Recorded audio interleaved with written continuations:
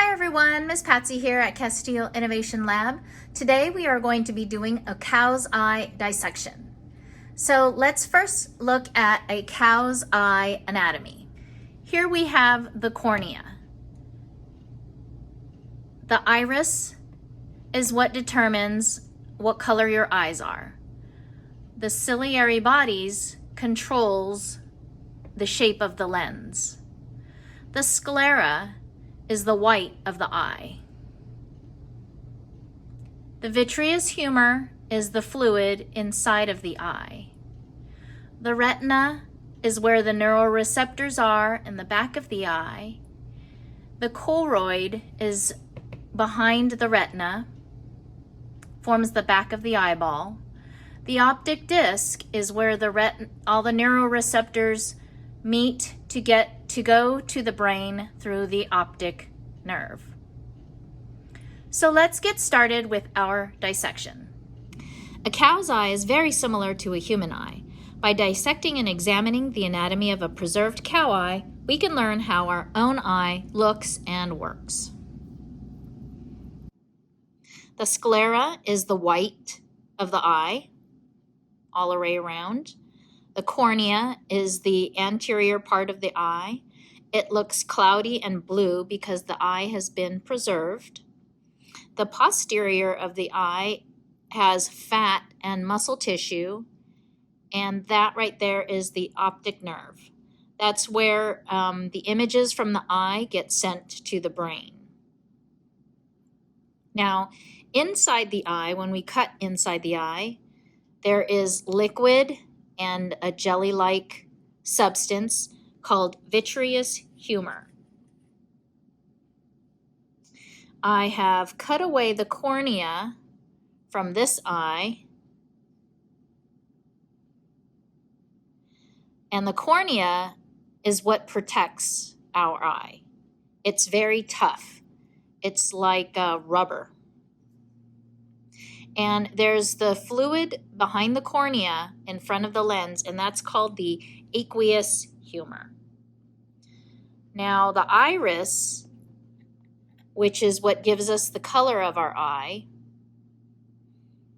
opens and closes to control the light that enters our eye. Here I have it flipped inside out.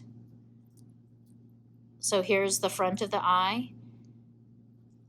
It's easier to look at when it's intact, so I didn't cut the cornea out on this one. So the iris is in the center there. And then the muscle tissue around the edge, you can see is a little different, is called the ciliary body. So the iris is what allows light to come in, and it expands for dim light and contracts for bright light. But the ciliary body around here is what controls the lens. So the lens, here's a lens, is normally right behind there. And the ciliary body is the muscle that molds the lens. So in a live cow, the lens is not hard like this. This is like almost like a marble. But when it's from a live cow, it's soft and pliable, so that the ciliary body can move the lens to focus. Now, this thin tissue on the back half of the eye is the retina.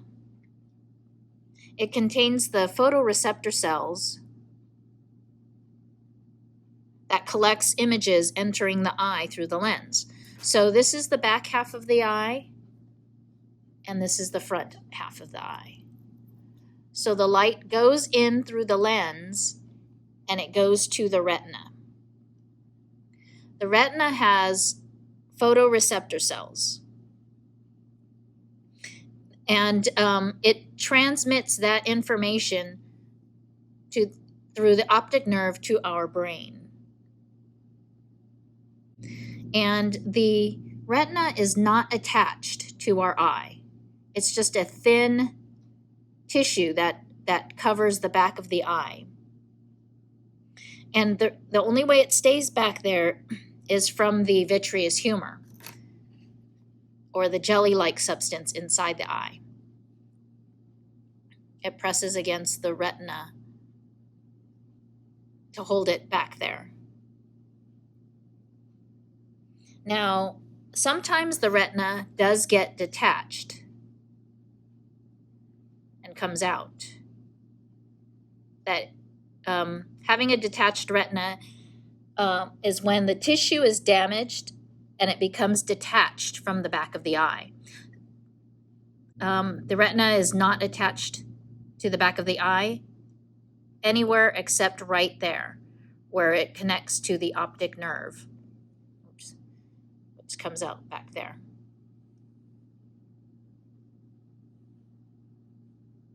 So it's only connected at the optic disc, which is right there, which is also called our blind spot. And it comes out there and it takes the information to our brain. Now, under the retina is called the choroid coat. It supplies the cow's eye with blood and nutrients. See if I could lift it up here. There you go. So this is the choroid coat. In a cow, it's shiny and colorful. In humans, it's just dark to minimize the reflection of light. Too much light bouncing around in our eye causes distortion of images. Now, the shiny reflective material that this choroid coat is made out of is called tapetum lucidum, which allows the cow to see at night. It reflects the light that comes into the eye, and that's why animal eyes glow at night. Any light that enters the eyeball reflects off of the tapetum lucidum. Now here's our lens.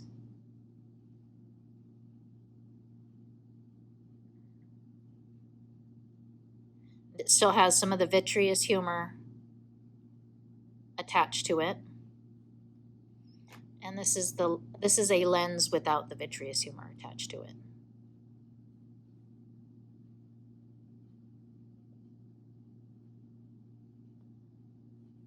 I hope you enjoyed the dissection of the cow's eye. Until next time, have a great day.